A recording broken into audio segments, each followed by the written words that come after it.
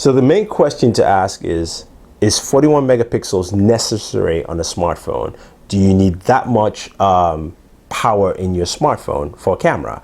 Is this the best camera ever built, or is this just a gimmick? So let's jump in and find out if the Lumia 1020 is the best smartphone camera on the market.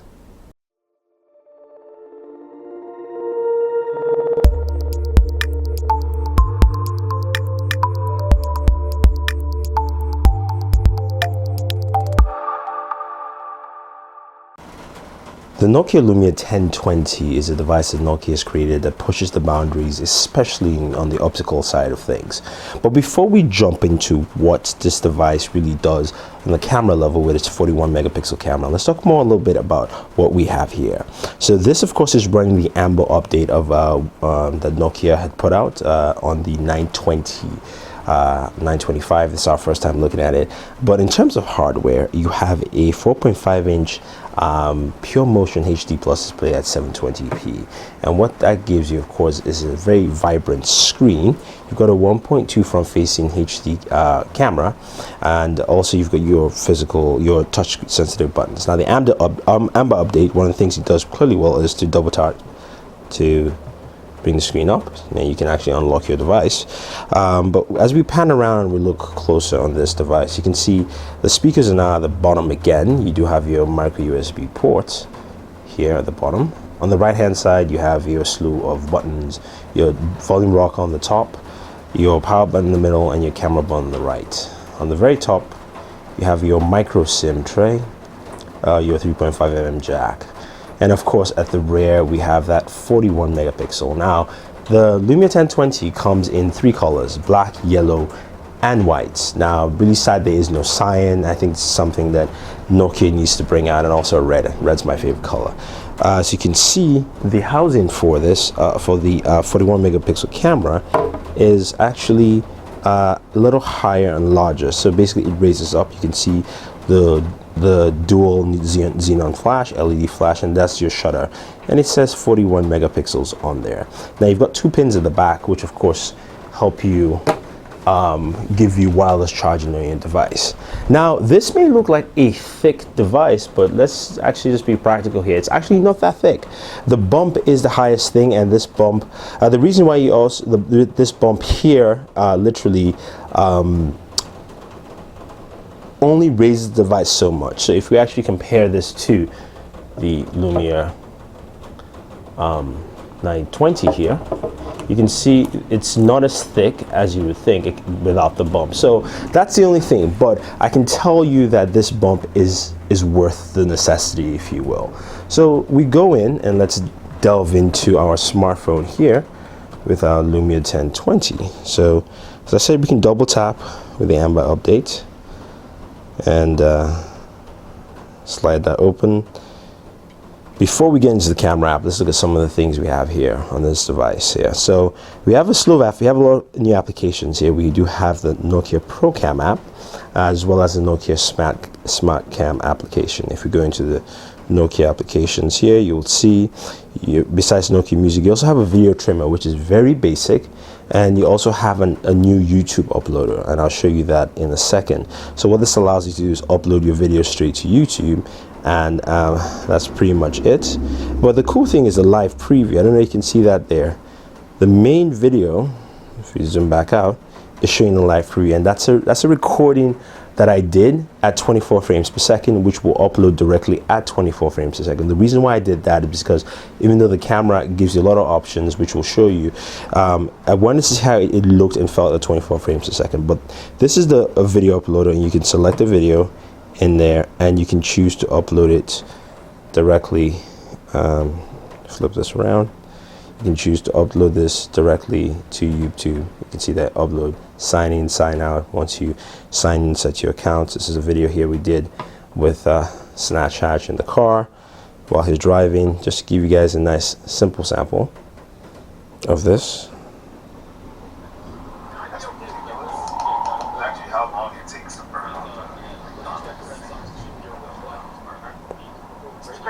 So just giving you a quick idea. I know we've not gone into the aspects, but just giving you a general idea of what this device does. Now, as you can see, with the 1020, it actually rests on the hump, just because it does have a hump, so you can actually see it's easy to it rests pretty well, but it does that it has no hindrance to it, I'll put it that way. It doesn't really hinder with the device. So let's go in and check out some other features of the device. So we go into the settings, and as I said, this is the amber update. So there are a few things that are different here, and we can zoom in a little closer to get a better idea of what we have here. So a couple of things that are different if we go into some of the phone options to display and touch. So when you go into display and touch, you have display, so you know, your sunlight settings, your battery saver. You also have the new Lumia color profile, which you can adjust. So it shows you different pictures. You can adjust the contrast of the colors, and you can't really see it on screen, but you'll notice you can make them cooler or warmer, as you can see there on the screen. Hopefully you can, but you have different photos. You use that as previews for that. Then you have your touch, of course, high sensitivities and double tap to wake up if you want to. And then you have the glance feature. So glance is basically timed or always on or off. So I have it on timed, and we can set it on night mode, and we can set time, and we can set the time for the night mode. And what that does, it changes the color of the time from white to red, and it sets at a different time locale. So you do have that with you there. You've got of course your audio functionalities, which you have there a little bit more refined when you plug in your headphones. You've got enhancements and things like that, flip to silent in there. You've also got the radio, which you can now find in the what you call in Xbox Music in there. And let's go to about device. Let's see what this device is about. So about phone, more info. You can check that out here, and extras and info on your Nokia should give us details. So it says Lumia Amber, and it shows you the SIM. You can look at some more information there. And this is still called the Lumia 909 when you're actually using the Nokia response app, but you can see all the information there. So that's pretty much the device itself. Now let's get into the nitty-gritty with the camera. So what makes the camera special? So I'm going to actually tilt this up so you guys can see over there. I'm going to zoom this back out.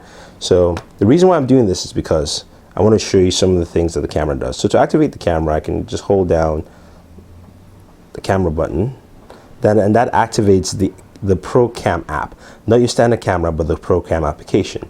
And why this is pretty cool is because you have all the different functionality. You can see on the top you have your flash with focus, white balance, manual focus, ISO, and of course your lighting sensitivities.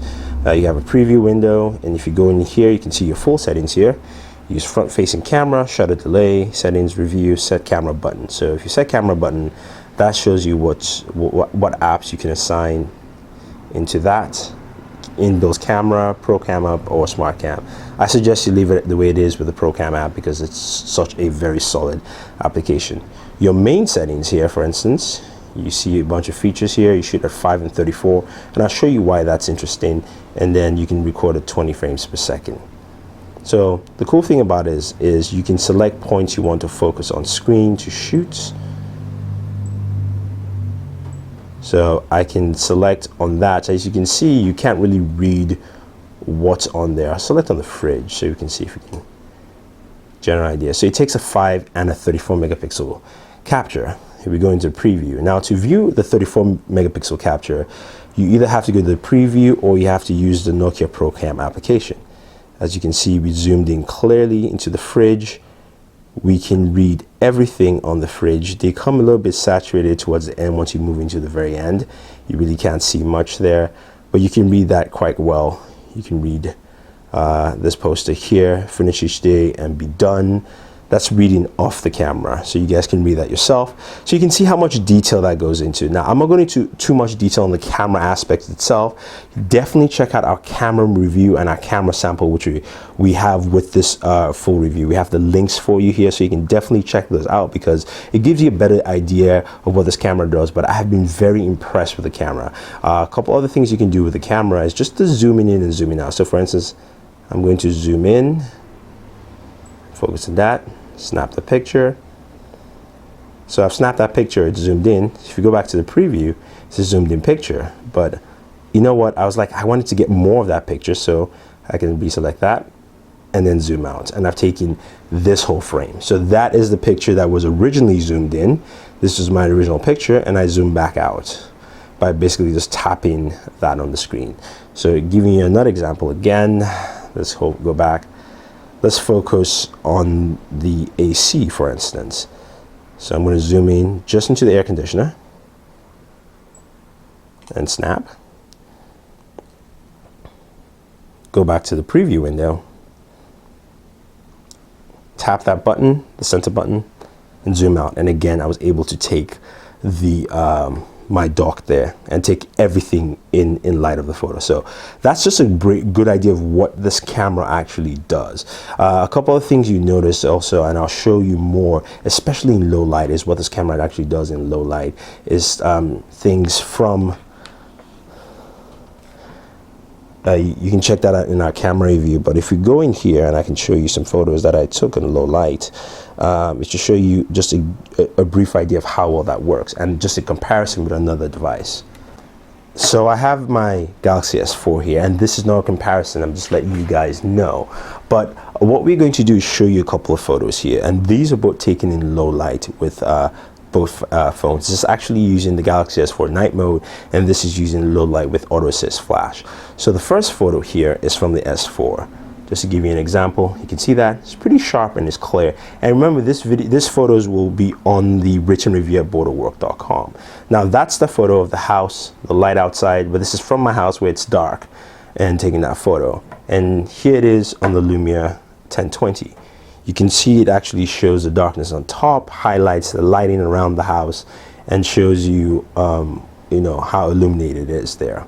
So that's one photo. Now this, of course, this is the second photo taken without the low light night mode on the Galaxy S4. So without the night mode, this is what it looks like. Now here's another shot of a building across the street using the night mode camera. You can see the lighting from the building around there, but it's dark. You can see the trees dark around, and this is using the Galaxy S4 camera. Now here on the Lumia, same lighting, same house, same effects. You can see that there. You can see it's the street looks well lit. You can see the house much better. You can see the darkness around. So just give you an idea of how well this does at in low light settings. It does a very good job overall. That's another shot again in low light, just with a car passing by. And then to show you something else that's interesting, I was just playing around with the camera there, is I want to show you a shot here. This is taken with a flash. Now these are shots taken with flash on these devices here, just to give you an idea. And I'll show you what I mean by the difference. So these are two shots. This is actually in complete darkness, and I took this with the flash of the Galaxy S4, and that's the flash of the Xenon flash. You can see here, you can see how solid it looks, and I can zoom in and I can read that stuff there, which is great. I can see the razor orb. And I can also zoom in here to the NC7D4, NC7, which actually does a very good job here. But you can see the lighting, and I'll show you this. You can check it out at Booredatwork.com. The difference here is how the lighting tone comes out. You can see how sharp and clear it looks. You can see how bright it is, and I can zoom in also here, and you can see that clearly. Now the funny thing is that if you're looking at the cameras without going into the ProCam app, you only zoom in to a certain extent. You can still read that, but if I actually tap on the photo and says captured by Nokia ProCam, if you click on that, that allows you to zoom in all the way in. So I can really go in depth into that NC and then NCC 170. I can go into my anime collection here and look at that quite clearly. So it does a very good job, and you know, it's something that I think a lot of people will appreciate overall. You know, I will do a comparison with the S4 at a later time. Look at a bunch of features on the Lumia 1020, with its 41 megapixel camera, the Nokia ProCam application, as well as a Smart Cam app. And there are a lot of things that this camera actually does, and it's very hard to explain fully in detail without you not just using the camera yourself to actually understand and experience what Nokia has done here. There's a lot of good benefits, and there's some downsides. Some of the downsides are the separation of the two camera apps. You have the Pro Camera app and the Smart Camera app, and I think that's a little disjointed. The good thing is that, of course, the base app you're going to use is the Pro Camera app, because once you hit the camera button, it opens up to that application, which has a lot of features and is very well diverse. But the Smart Camera app, you have to use a lens to look for it, and that can be disjointing for consumers, where if you want to take action shots, blur shots, all those kind of different shots, program shots, if you will, it's not something you can find easily on the smartphone. I wish Nokia had combined both together, all in one, into the ProCam application. I think that they've done a good job there. The other side note is that with the 1020, you will realize that Nokia has really done a lot to push Windows Phone forward. You've got 2 gigs of RAM in there. While you won't really notice it that much, because Windows Phone is a very sublime operating system that runs pretty smooth on about 512 megs of RAM, but they've pushed the barrier on the specs on what you can do on a Windows Phone device. They also pushed the barrier there on the camera, and it's pushed it as far as Windows Phone can go currently, and you will notice that while using this device. Not saying that it's slow or sluggish, it just feels like more could be done, but the operating system is limiting what Nokia can actually do. So that's something that hopefully Microsoft will attend to soon with the software update to Windows Phone. But the main thing we want to talk about here, of course, is the camera, and the camera is fantastic. At 41 megapixels, you have just a rich array of features, especially with the ProCam application, which allows you to mess around with your camera settings, from your ISO, your white balance, your shutter speeds, to match whatever scene, location, or setting you're looking at and want to capture a photo from. Plus, the auto functionality for all the settings actually work out very well, so that even if you're a novice, you can actually take very good photos, and they look very crisp and very sharp.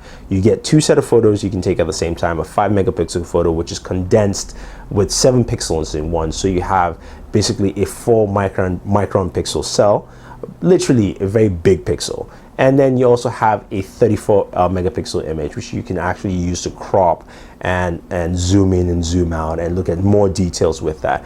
And the fact that you're giving those options, because the 5 megapixel, you can actually share that with friends via Twitter, Facebook, text message, or email, gives you a lot of flexibility there, and also gives you just some very rich images. I suggest just check out the images and photos we've taken with the camera, just to see for yourself how well Nokia has literally done a good job with the Lumia 1020 in bringing such a very clear and vivid camera. Now, it retails for $299, so it's a little on the higher side, but if you're looking to get a smartphone that will work as your camera, which a lot of people do, and you don't want to spend money on a point and shoot, I think this is the right direction for you, because the 1020 really is beyond what you find in most point and shoots. This is close to the closest thing you would get to an SLR camera without actually buying one or spending that kind of money or even moving to that category, but you get that with the 1020. So I like it. I will fully recommend it. It's a little pricey, but I think it's definitely worth the purchase. So if you guys have any questions or any comments, let us know. Don't forget to subscribe to all our pages on Twitter, Facebook, YouTube, Instagram. We have the links for that with this video below. So this is Thunder E saying thank you, and always enjoy your entertainment.